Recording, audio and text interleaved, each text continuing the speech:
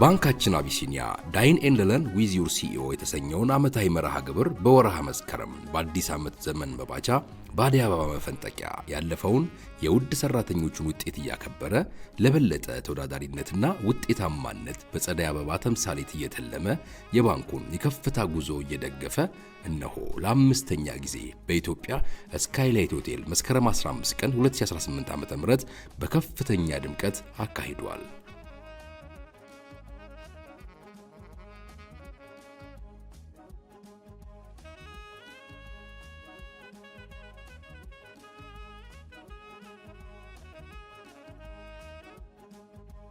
በሰው ሀብት መምሪያ አዘጋጅነት የሚካሄደው ይህ ዓመታዊ መርሃ ግብር በሰራተኛው ዘንድ እጅግ ተወዳጅና ተጠባቂ መርሃ ግብር የሆነበት ዋነኛ ምክንያት የባንካችን ዋና ስራ አስፈጻሚ የረጅም ጊዜ ልምዳቸውንና የባንክ ተመክሯቸውን በስፋት የሚያጋሩበት መድረክ መሆኑ በዋነኝነት ተጠቃሽ ነው።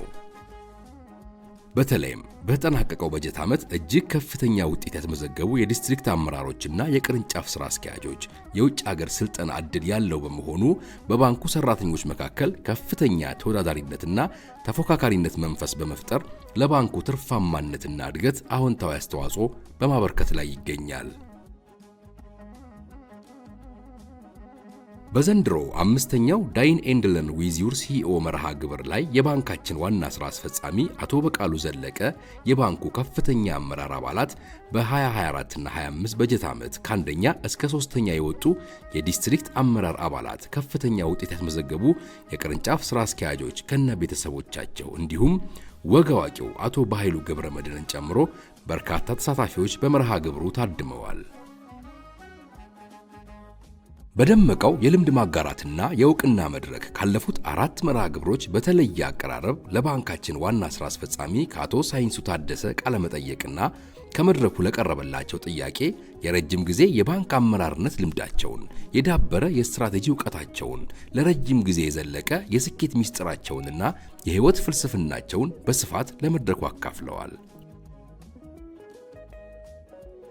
በመቀጠል አምስተኛው ዳይን ኤንድ ለርን ዊዝ ዩር ሲኢኦ መርሃ ግብር ላይ ወግ አዋቂው አቶ በኃይሉ ገብረመድህን በተጋባዥ እንግድነት ተገኝተው ለታዳሚው ያቀረቡትን አስተማሪና አዝናኝ ወጎች ክፍል 1 ይዘንላችሁ ቀርበናል። መልካም ቆይታ። በኢትዮጵያ ታሪክ 3 የህዝብ ቆጠራ ተካሂዷል። 3ቱንም ያስቆጠረው እኛን የቆጠረው ጋሽ ዋይሉን ወደ መድረክ እንጋብዛለን። በሞራል ተቀበለ ሸኙኝ ወደ መድረክ።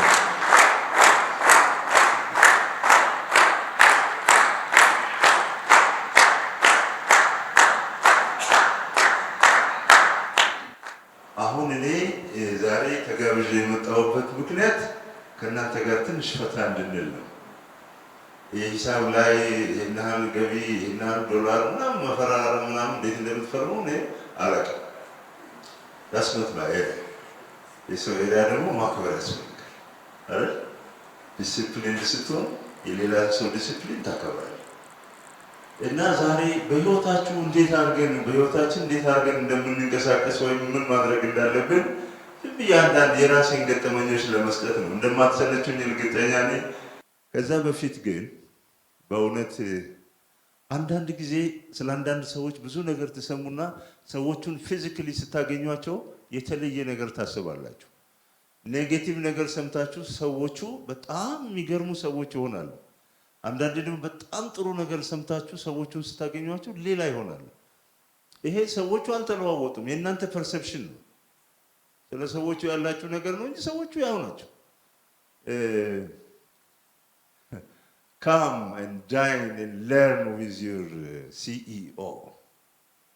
እስቲ በቃ አብረን እናወራ፣ አብረን እንማር፣ አብረን እራት እንብላ፣ ምሳ እንብላ የሚል አለቃ፣ ያውም ከፍተኛ አለቃ በጣም ጥቂት ነው። በጣም አንድ ላቶ በቃሉ እስቲ ይሄ ጭብጨባ ነገር ላንተ ሊሆን ይችላል፣ ለሷ ሊሆን ይችላል። በጎነትን መማር ነው። ግን ምን አለ መሰላችሁ አንድ ፈገግ የሚያሰኝ ነገር እንናገርና ወደ እንትን እሄዳለሁ። ጓድ ሊቀመንበር መንግስቱ ኃይለማርያም ታስታውሷቸዋላችሁ? መቼም በወሬም ቢሆን ሰምታችሁ ይሆናል። ጓድ ሊቀመንበር መንግስቱ ኃይለማርያም አንድ ጊዜ መድረክ ላይ ቁጭ ብለው ያው በንግግር እንዲከፍቱ ሲደረግ አቶ አማኑኤል የሚባሉ ሰው ነበሩ። በኋላ አምባሳደር ሆነው ወደ ሌላ ሀገር ሄዱ። እና አቶ አማኑኤል የሰውየውን ጓድ ሊቀመንበር የአብዮታዊ ጦር አዛዥ እንዲህ ብዙ ነው ስማቸው፣ ሰውየው ማዕረጋቸው ብዙ ነው። እና መጨረሻ ላይ የኢትዮጵያ ምርጥ ልጅ የሚል ጨምሩበት። አማኑኤል ይሄ ነገር አልበዛም ማለት ሊቀመንበሩ ማለት ነው። ያንሶታል ጌታ ያንሶታል ደጋግሞ ሲሏቸው እውነት መሰላቸው እና ከዛ በኋላ የኢትዮጵያ ምርጥ ልጅ ካልጨመርክ አለቀልህ። ስለዚህ ስናመሰግንም ስናከብርም በልክ በኋላ ማውረድ ይቸግራል። አንዴ ደግሞ ጥላሁን ገሰሰ 60 ምናምንኛውን ዓመት ሲያከብር ነቢይ መኮንን የሚባል ጓደኛ ነበረ ነፍሱን ይማርና እሱ አበሻ ምን ነካው ዛሬ የሚል ግጥም ጽፏል። ዛሬ አላነብላችሁም ሌላ አለኝ እና አበሻ ምን ነካው ዛሬ የሚለው ግጥም ስለ ጥላሁን ነው። እና በህይወት በፊት እኛ ምናምነው ሰው ከሞተ በኋላ ነው። በቃ ማጽፍለት ሲቪ የለም እዛ ሚላክ የሚመስል ብዙ ታወራለታ። በህይወት እያለ ግን ምንም አላረክለትም። ነብይ እንደዚሁ ስለ እንትና ስለ ሰዓሊ ገብረ ክርስቶስ ደስታ ሰው ያለ አጠገባችን ማንነቱን ማየት ሲያመን ሰው ካልሞተ ወይ ካልሄደ አይነሳም እንላለን። አበባውን ቀጥፈን ጥለን አበባ እናቆማለን ነው የሚለው። በህይወት እያለ ማክበር ይቻላል። በህይወት እያለ ማመስገን ይቻላል። ነገር ግን በቀለ መኮንን የሚባል ሌላ ጓደኛ አለኝ ሰዓሊና ገጣሚ ጎበዝ። ሁሉን ነገር ለጥላሁን አሁን ሰጠነው። ሌላ ከሱ የተሻለ ሰው ስናገኝ በምን ቃላት ልንጠቀም ነው?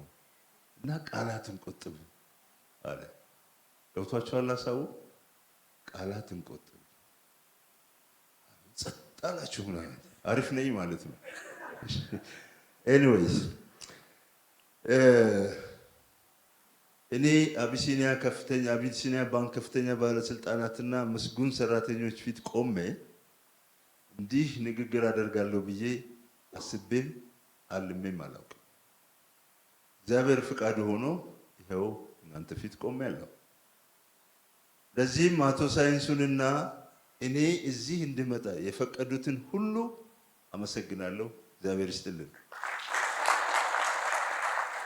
እንግዲህ ቡሄ ካለፈ የለም ክረምት፣ ዶሮ ከጮኸ የለም ሌሊት የሚለውን ተረት ታውቃላችሁ? በቃ ዶሮ ከጮኸ የለም ሌሊት፣ ቡሄ ካለፈ የለም ክረምት። የኔ ነገር አንዱን ይዞ አንዱን እየሆነ ተቸገርኩ። አንድ ጊዜ ደቡብ ህዝቦች ላይ የመጀመሪያው አካባቢ ነው ጓዳ ባተክሾ የነበሩ ጊዜ አንድ አስገድዶ መድፈር፣ ጠልፎ ማግባት፣ ሌላም እንደዚህ የሴት ልጅ ግርዛት የመሳሰሉት ነገሮች ለመወያየት ታች ሄደዋል።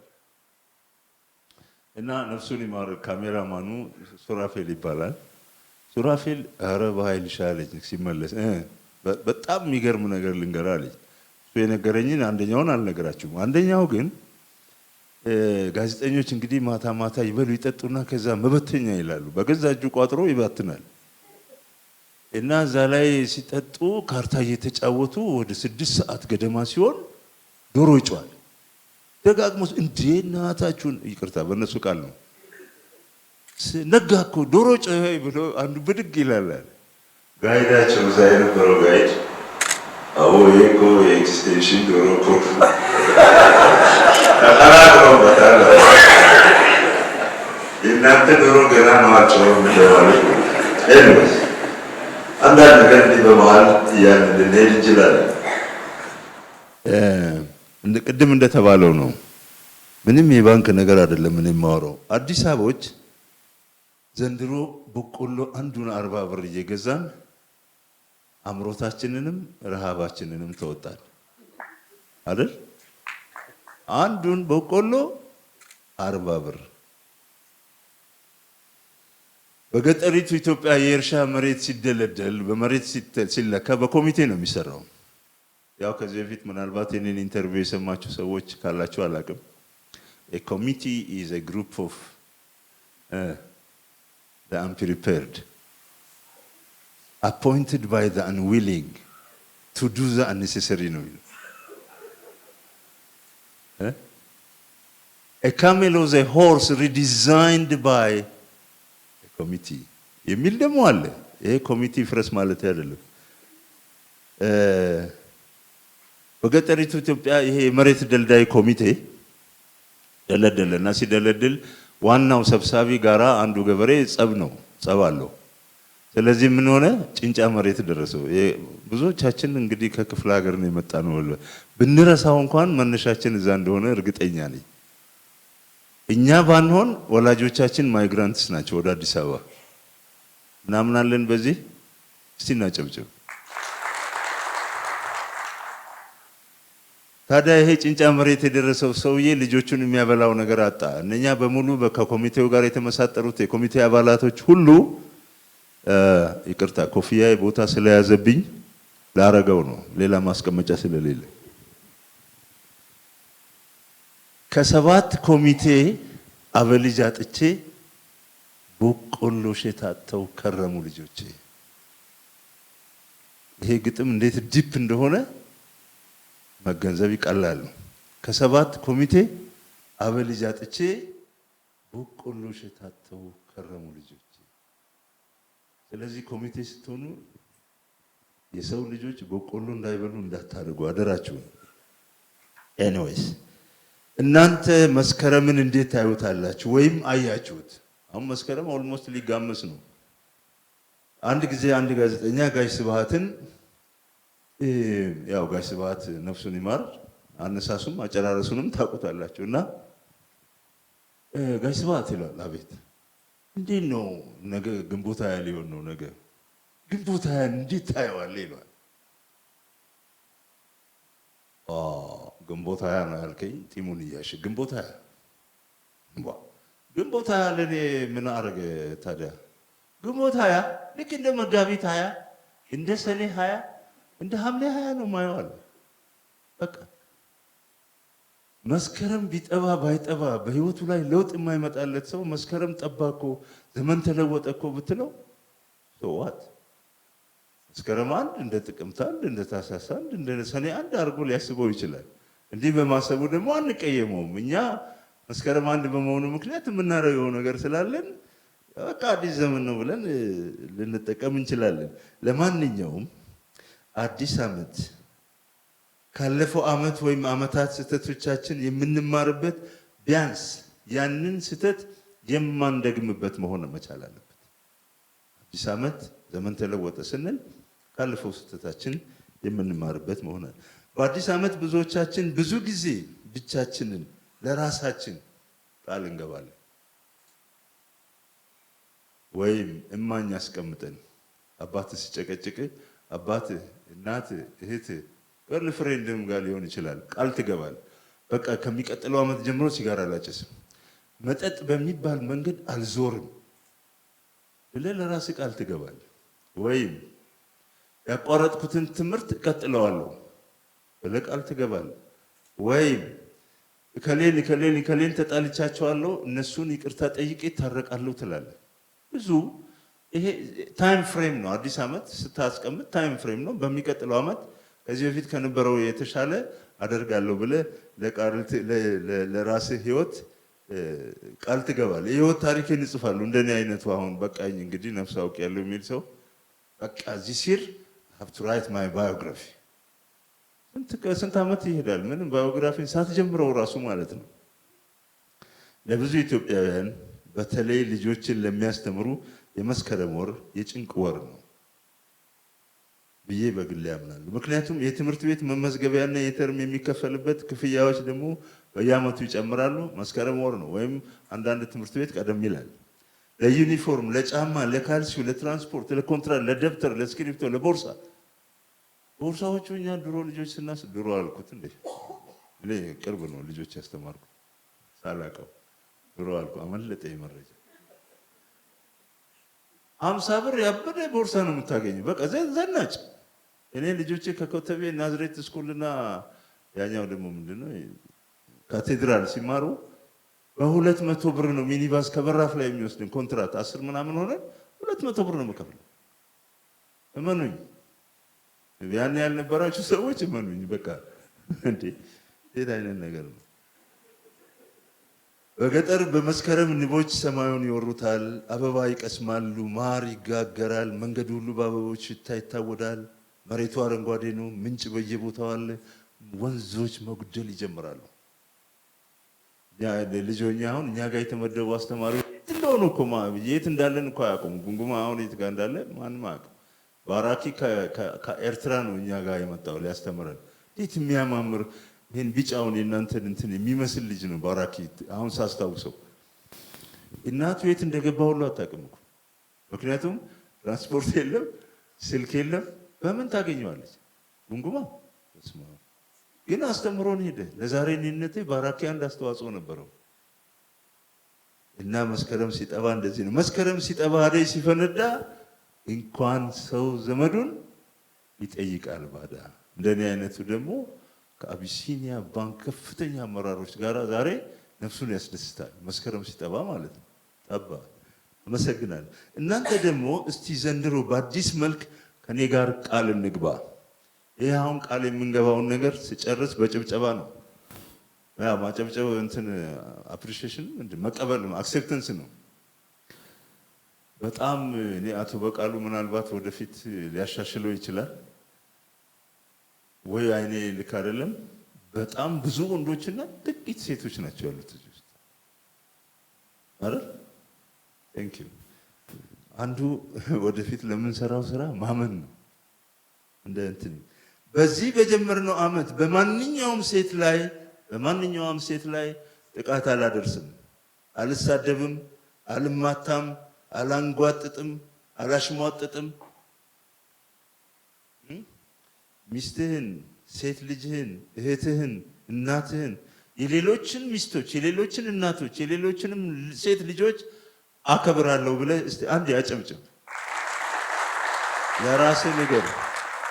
ማንኛውም ሴት ላይ ጥቃት ሲደርስባት ዝም ብዬ አላይም። ሁለተኛው ቃል ማንኛውም ሴት ላይ ጥቃት ሲደርስ ዝም ብዬ አላይም። እጋፈጣለሁ፣ እጠቁማለሁ፣ ጥብቅና ቆማለሁ። የሴቶችን ጥቃት ለመከላከል ማንኛውንም አቅሜ የፈቀደውን ሁሉ አደርጋለሁ ብለን ቃል እንግባ። አንድ ጊዜ እንግባል። ወስደ አመሰግናቸዋለሁ። እኔ በኃይሉ ሴት ይወዳል እያሉ ያሙኛል። በጣም ነው የምናደደው በእውነት። እንዴት ነው እኔ ስሜ እንደዚህ የሚጠፋው? በምን ምክንያት ነው? አዎ ሴት እወዳለሁ። በቃ ምንም ማድረግ አልችልም። ለምን ላብራራ? እናቴ ሴት ናት። እናቴን እወዳታለሁ በጣም ነፍሷን ይማር እወዳታለሁ። ልጄ ሴት ናት፣ በጣም የምጣፍጠኝ ሴት ልጅ እወዳታለሁ። ባለቤቴ ሴት ናት እወዳታለሁ። እህቴ ሴት ናት እወዳታለሁ። ታዲያ እኔ አሁን ሴት አልወድም ይባላል? በእናታቸው አንድ ጊዜ እስቲ እሺ። እንዲህ እያዋዛን እንሂድ። ወደ ዛሬው ጉዳያችን ስገባ የዕለቱ መሪ ጉዳይ ታታሪ ወይም ምስጉን ሰራተኞችን፣ ድርጅቱን በቅንነትና በታማኝነት ያገለግሉ ሰራተኞችን፣ ታከተኝ ሰለቸኝ ሳይሉ ለአቢሲኒያ ባንክ እድገት የበኩላቸውን አስተዋጽኦ ያደረጉ ሰራተኞችን የማክበር የማመስገን፣ ለሌሎች አርአያ እንዲሆኑ የማድረግ፣ እነሱንም በተሻለ ትጋት አገልግሎታቸውን እንዲቀጥሉ የተሻለ እንዲሰሩ የማበረታታት ፕሮግራም ነው ብዬ አምናለሁ። በአንድ ወቅት ሶሻሊስት ነን ወደ ኮሚኒዝም እየገሰገስን እንደሆነ ይታወቅልን ባልን ጊዜ ግባችን ሩቅ ነው፣ ትግላችን መራራ ነው እያሉ እየነገሩን ሁሉ ግማሾቻችን ያፓ ምናምን ሆነን መከራ ያየንበት ጊዜ የፋብሪካ ሰራተኞች ኮከብ ሰራተኞች፣ የኮከብ ሰራተኞች እየተባሉ ይሸለሙ ነበረ። በጣም ደስ ነበር የሚለኝ። ያንን ሽልማት በግለሰብ ደረጃ አንድ ቀን አገኘሁት። የት ያላችሁኝ እንደሆነ የገደራ ሆቴል ባለቤት አሁን በህይወት ይኑሩ አይኑሩ አላውቅም። ገደራ ሆቴልን ታውቁታለች? ከስሟል። በጣም በሚያሳዝን ሁኔታ ከስሟል። በጣም ተንቀሳቅሶ ነበረ። አንዱ ኮተቤ ነበር እኔ የነበርኩበት አካባቢ። ሁለተኛ ደግሞ ይሄ አዋሬ የሴቶች አደባባይ ከሚለው ከፍ ያለ ምን የመሰለ ፎቅ ተሰርቶ ነበረ። በቃ እሳቸው አንድ ቀን አንድ ጓደኛዬ ከአሜሪካን ሀገር ይመጣል። እኔ ወደ ሰከንድ ይር ሳልፍ እሱ ወደ አሜሪካን ሄደ እና መጣ። ብዙ ዓመት በኋላ መጥቶ እባክሽን ደከመኝ፣ ቀጠሮ ነበር ደክሞኛል። ምን ነው? በቃ ማታ ብር ሲቆጥር አደርኩ አለ። በህልም ነው እንደ ብር ሲቆጥሩ ማደር ምንድን ነው? ብር አንዴ ተታ አድርጋ ያኔ ደግሞ ገናኛ የሆነ 2000 3000 ብር የነበረ ደሞዝ ነው እና እንዲህ አድርገህ ዞር ስትል አልቋል ተቆጥሮና ምንድን ነው አይደለም ማለት የገደራ ሆቴል ባለቤት ሰራተኞቻቸውን ሊሸልሙ ብር እየተቆጠረ 5000 እየተደረገ እየታሰረ እናስ በቃ ነጋለ እና በቃ እሱ ላይ ብትገኝ ደስ ይለኛል። ከ3 ቀን በፊት ነው የነገረኝ። ሄድኩ። ሰውየው እኔ በህይወት ይኑሩ አይኑሩ አላውቅም። አሁን የጓደኛ አባት ጓደኛ ናቸው እና የሸለሙት እነማንን መሰል ሊሸልሙ ያዘጋጁት? አንደኛዋ ሴትዮ አልጋንጣፊ ናቸው የዛ ሆቴል አልጋንጣፊ። አንደኛው ሰውዬ ጥበቃ ነው። ከጥበቃ ደግሞ አሁን በኋላ እያደገ ወደ ሆነ። አንደኛዋ ደግሞ ባሪስታ ነው። 5,000 ብር እኮ ሰማይ ነው ያን ጊዜ። እውነቴን ነው የምላችሁ። አይ ዋዝ ሰርፕራይዝ። ለካ እንደዚህም ማድረግ ይቻላል። ለካ እንደዚህም ሰራተኞችን ማጎልበት ማብቃት ይቻላል፣ ማመስገን ይቻላል። ሰውየው ንግግር ሲያደርጉ እነኚህ ሰዎች እነኚህ ልጆች ባይኖሩ እኔ አሁን ከበደ መባል አልችልም ነበር። የገደራ ሆቴል ባለቤት መባል አልችልም ነበር። ስራቸውን በታማኝነት በትጋት ሰለቸኝ ደከመኝ ሳይሉ ያውም የሆቴል ተስተናጋጅ ቀበጥ ነው። አንዳንዱ ይሳደባል። ሁላችንም ለነገሩ ቤታችን ባይችለን እኮ ውጪ በጣም ጥሩ አይደለም አይደል? ገና ቁጭ ሰተል ማኪያቶ ምንድን ነው እዚህ ቤት ትሰራላችሁ ስሩ አለበለዚያ ተውት ምናምን ብሎ ጠረጴዛ ትመታል። ኧረ ነፍሴ ይሄን ትዕግስትን እዛ ሚል የለም። ኤኒዌይስ እሱን አስታውሳለሁ። የባንኩ አባልም ባልሆን ደንበኛ ነኝ። አንድ መልካም ስራ ሲሰራ እንደ አንድ ኢትዮጵያዊ መልካም ስራ ሲሰራ የመስሪያ ቤቱን የበላይ ኃላፊዎች፣ የቦርዱን አባላት ይህ እውቅና እንዲከናወን መመሪያ በመስጠት ሂደቱንና አፈጻጸሙን በመከታተል በጀት በመፍቀድ እውን እንዲሆን በማድረጋችሁ ከልብ አመሰግናለሁ። ይህ የዛሬው ስብሰባ እንዲከናወን ውጣ ውረዱ ብዙ ነውና ለአዘጋጆቹ ድካማችሁ ውጤት ስላገኘና ስብሰባው ስለተጀመረ እንኳን ደስ ያላችሁ እላለሁ። ይሄ እንደዚህ ኦርጋናይዝ ማድረግ ቀላል እንዳልሆነ አንድ ምሳሌ ልንገራችሁ። በተባበሩት መንግስታት እንግዲህ እንዳልኳችሁ የዩኤንኤፍፒ ነበርኩኝ። የዩኤንኤፍፒ የሞኒተሪንግ ኤንድ ኢቫሉዌሽን ኃላፊ ነበርኩ። ፓስቴንስ ሆኗል። ነፍስ አውቃል። በቃ ቤት ምናምን ሆናሉ። በቃ ቁጭ አልኩ። ምንም ማድረግ እና ብዙ ጊዜ የሪትሪት ፕሮግራም አዘጋጅ ወይ ኮሚቴው ሰብሳቢ ነኝ ወይ አባል ነኝ። አንድ የሆነውን ልንገራቸው። በቃ 3 ወር ሙሉ ተዘጋጅተን ኃይለኛ አለቃ ነበሩ። የኮት ዲቮር ምናምን ተወላጅ ናቸው። አዘጋጅተን በቃ ልንጨርስ ነው እና 3 ቀን ሲቀረው ኩሪፍቱ ነው የምንሄደው። ያኔ ኩሪፍቱ ይኬዳል። 5 ቀን አስረሽ ምቹ ነው። ፕሮግራም ይቀርባል። ትደሰታለህ። ስራ ወቀሳ አለ። where did we go wrong, why did we commit that mistake እንደዚህ ነገር በቃ 5 ቀን በቃ ተጨፋጭፈን መስመር ይዘን ነው የምንመለሰው። አርብ ማታ ልንሄድ የነበርነው ሰዎች ሐሙስ ዕለት ከኩሪፍቱ ይደውልና በቃ ሰርዤዋለሁ። ምኑን? እናንተን ማስተናገድ አልችልም። እንዴ 45 ሰው አልጋ ተይዞ ለምን 100 አትሆኑም አለ። ልጁን አውቀዋለሁ እና ባለቤቱን ማለት ምን እያልክ ነው አልኩ። ይኸውልህ ባይለው አንተ ለብቻ ልንገርህ። ምን ሆንክ? ዛሬ ጠዋት ነው ትዕዛዝ ከጠቅላይ ሚኒስትር ቢሮ የመጣው አለ። ያኔ መለስ ዜናዊ ነበሩ። ሙአመር ጋዳፊ ከነ አጃቢዎቻቸው ወደ ኩሪፍቱ ከሚታጠፈው መንገድ ጀምሮ እንዲዘጋልኝ ብለዋል።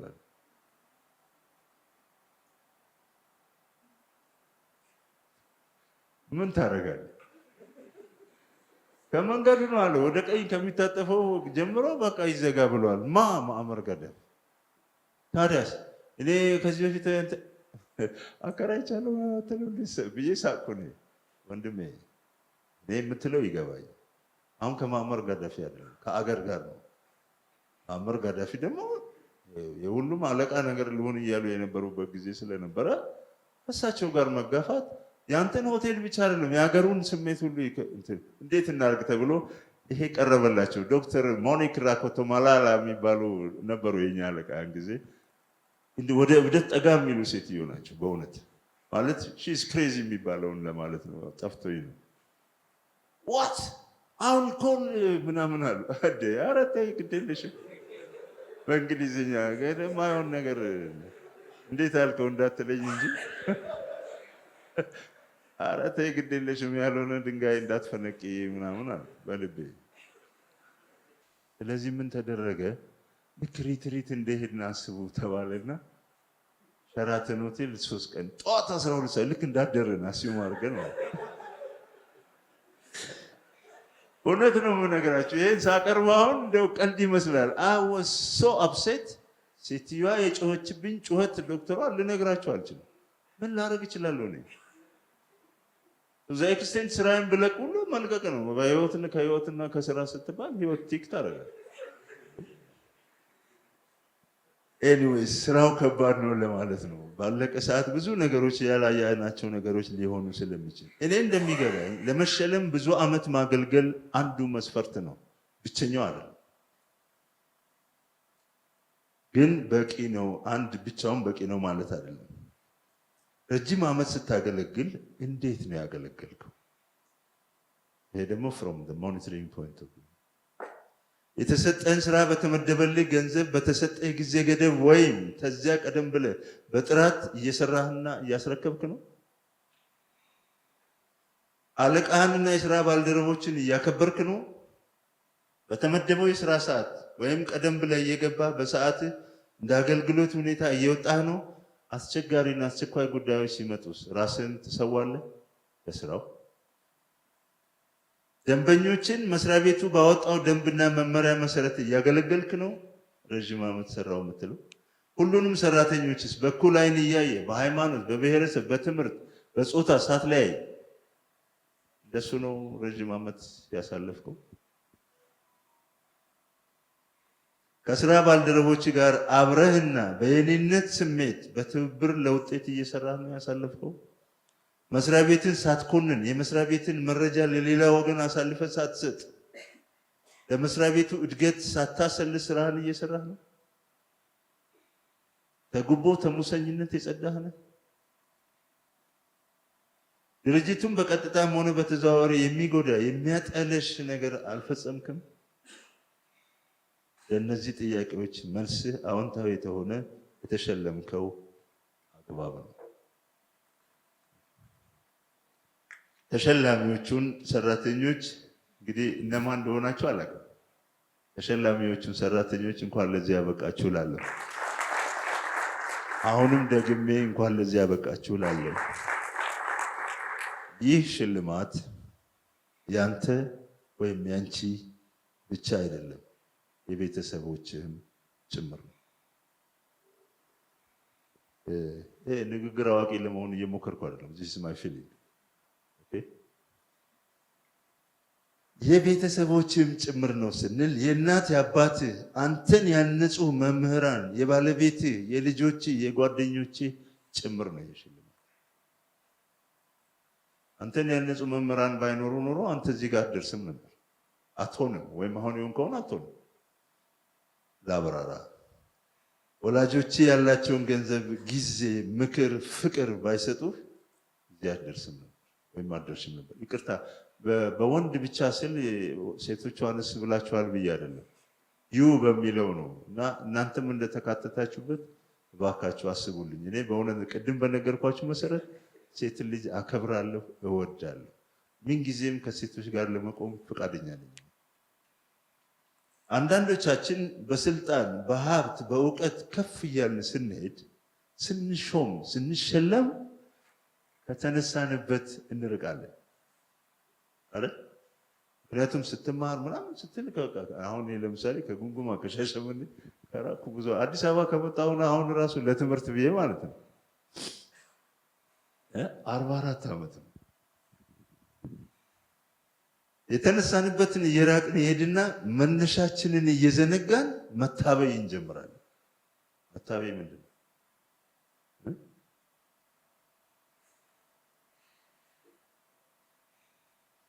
በጊዜ ማጣት እያሳበብን እናት፣ አባት፣ ወንድም፣ አብሮ አደግ ጓደኛ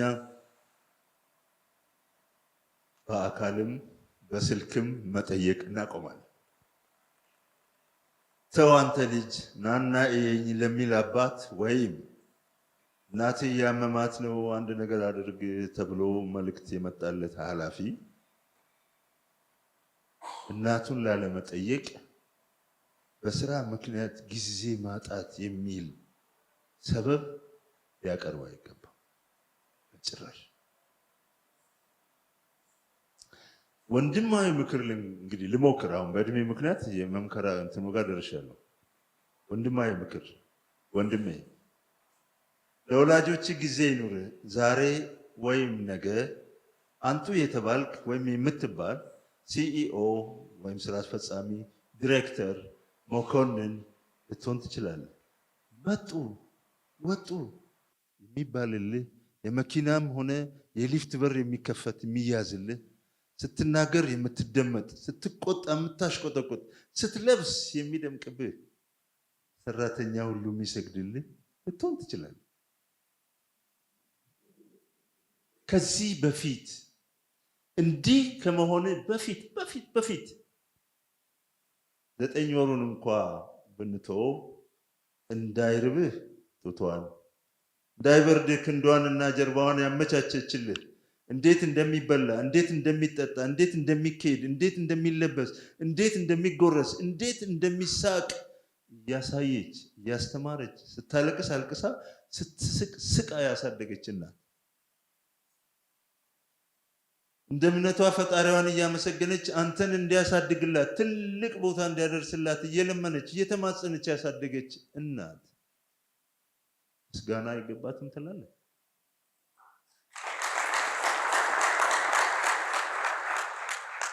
አቤት ያልደላት እናትማ ስትሆን የሆነችልህ ነገር ተዘርዝሮ አያልቅ። የደላት እናት በገንዘቧ ትወጣዋለች። ያልደላት እናት አንተን እዚህ ቦታ ለማድረስ ግን የከፈለችውን መስዋዕትነት ቆም ብለህ ስታስበው አይደለም ሰዓትና ደቂቃ ሙሉ ጊዜን ለሷ ብትሰዋ ክፋት የለው። በሌላ መልኩ እዚህ ጋር ላለ ነው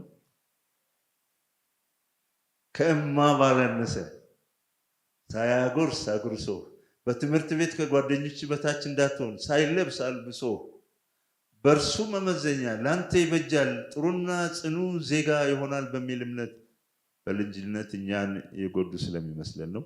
እየመከረ እየዘከረ ከረርና መረር ሲልም እየተቆጣ እየገረፈ በአይኑም ባለንጋ ደግሞ ስታድግለት አንድ ቦታ ስትደርስለት ደህና ውጤት ስታመጣለት ሸንጎ እየወሰደ ከዘመድ እየደባለቀ ለጓደኞቹ እየሳቀ በኩራት ልጄ ነው የሚልህን አባት ባመጣ ውጤት የሚኮራብህን አባትማ መጠየቂያ ጊዜ ሊኖርህ ይገባል። አንዴ ለአባት ለራሳችሁ ሲሆን ምን ነው ችላላችሁ? አንዴ ለአባት ወንድሜ እህቴም ጭምር ለባለቤት ጊዜ ይኑር። ባለቤት አትኩሮት ትፈልጋለች። አሁን ብዙዎቻችን የምንሸወደው እዚህ ላይ ነው። ስራ አለብኝ ስብሰባ አለብኝ ምናምን እስከ ምሽቱ 6 ሰዓት ቆይተህ ትገባለህ። ቅዳሜ እዛ ነው እሑድ እዛ ነው አንተ ነው። ወንድሜ ለባለቤት ጊዜ ይኑር። ባለቤት አትኩሮት ትፈልጋለች። ጨዋታ ትፈልጋለች። መሳም መታቀፍ ትፈልጋለች። ሁሉም ቦታ ባይሆን ዋና ዋና ቦታዎች ላይ ካንተ ጋር መሆን መታየት ትፈልጋለች። ይገባታል። ለምን አትለኝ? ቁርስ፣ ምሳ፣ ራት ተዘጋጅቶ የሚቀርብልህ በሷ በኩል ነው፣ ወይም በሷ የቅርብ ክትትል ቤት ሰው ብትጋብዝ አንተንም እንግዳህንም ደስ እንዲላችሁ እንቅልፍ የምታጣ የአካል ክፋይ ባለቤት ናት። ልጅ ወልዳ አባት ያደረገች ከልጅ በፊት ያለውን ደስታ እንዝለለው። ልብስህ ካልሲ ሳይቀር ታጥቦ ተተኩሶ የሚቀርብልህ በሷ በኩል ነው። ክብርህ ናት፣ ኩራትህ ናት፣ ሞገስህ ናት። ወንድሜ ቁርጡን ንገረኝ ካልክ በሴትና በውሃ የማይቀዘቅዝ የለም የሚል ተረት እነግርሃለሁ። ማስረጃ በሴትና በውሃ የማይቀዘቅዝ አለመኖሩ ማስረጃ። ታምናላችሁ አይደል? በማስረጃ ከስራ ቦታ ወይ በስራው ወይ በሰራተኛው ወይ ባለቃ እርርና ድብን ብለህ ቤት ስትደርስ ምነው የኔ ጌታ ዛሬ ደግሞ ከፍተዋል፣ ደህና አይደለም እንዴ? እስቲ ልብስህን አውልቀው፣ ኮትን ታወልቅልሃለች፣ ጫማህን ትፈታልሃለች። ውሃው እንደሞቀ ነው የኔ ውድ፣ ገላህን ታጠብ፣ እኔ ደግሞ ምን የመሰለ እራት እሰራለሁ። በኋላ ደግሞ በምትወደው አይነት ለማን ይድላው ብለህ ነው የምትናደደው? ሆዴ ለእኔም ለልጆችም ለእናትም ለአባትም ታስፈልገንልህና መኖር አለብህ ትላለች።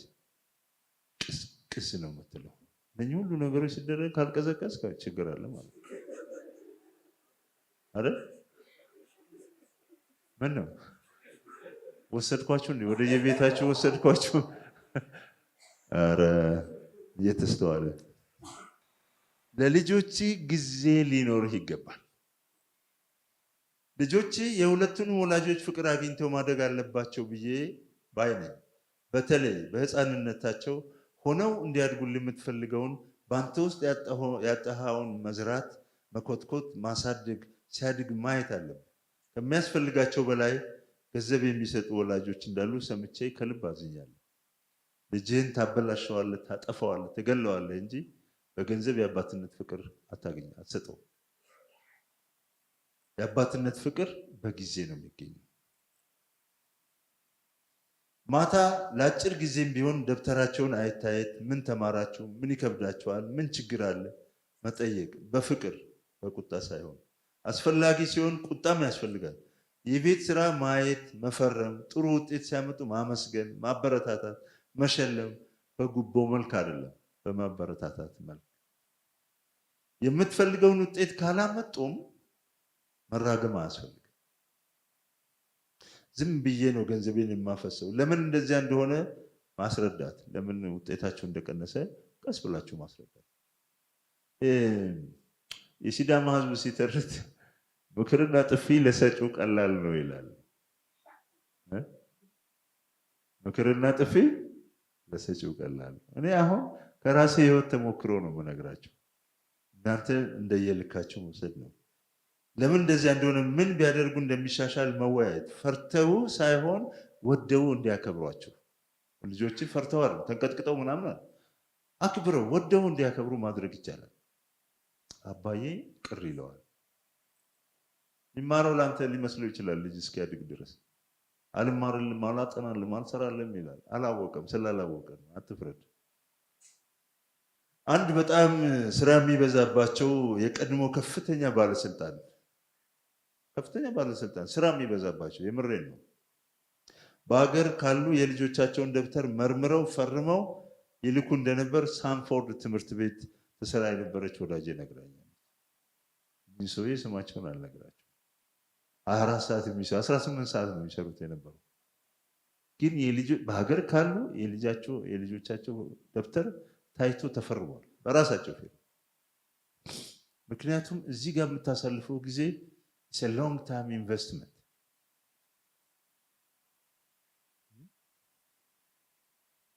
ወዳጄ ለጓደኞችም ምስጋና ይገባቸዋል። ይህ ሽልማት ለጓደኞችም ምስጋና ይገባል። ስራ ላይ ነኝ እያልክ የጓደኛን ፍቅር ሁሉ ሰርቀህበታል፣ ቀንሰህበታል። ለነሱ ከሚኖር ጊዜ ላይ ነውና የተቀነሰው። ለጓደኞችም ጊዜ ይኑር። የልብህን የምታወራው፣ የጭንቅህን የምታማክረው፣ በስራ ላይ ላጋጠመ ችግር በስር ካሉ ሰራተኞች ጋር፣ ካለቃህ ጋር፣ ከመንግስት ፖሊሲ፣ በቤት ውስጥ ካለ ከባለቤት ጋር፣ በልጆች ጋር ጉዳይ የምታማክረው የሚያማክርህ አብረህ የምታማው በቃ ማማት እንበለው ባክ ዛሬ ያሳብዳኛለች በቃ አንድ ጊዜ ላገኝ ይፈልጋል ወይም ዛሬ ያሳብዱኛል ብለሽ ጓደኛሽ ጋር ሄደሽ you need to breathe out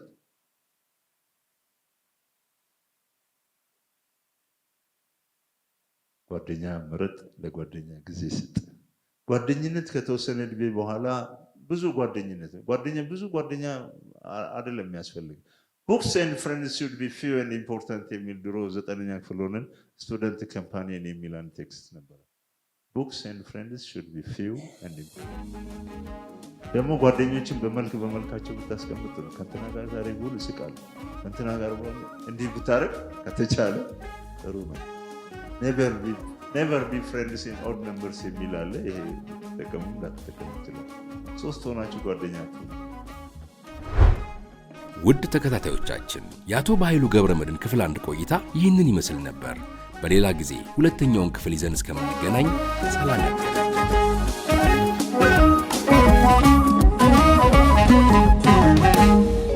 አቢሲኒያ የሁሉም ምርጫ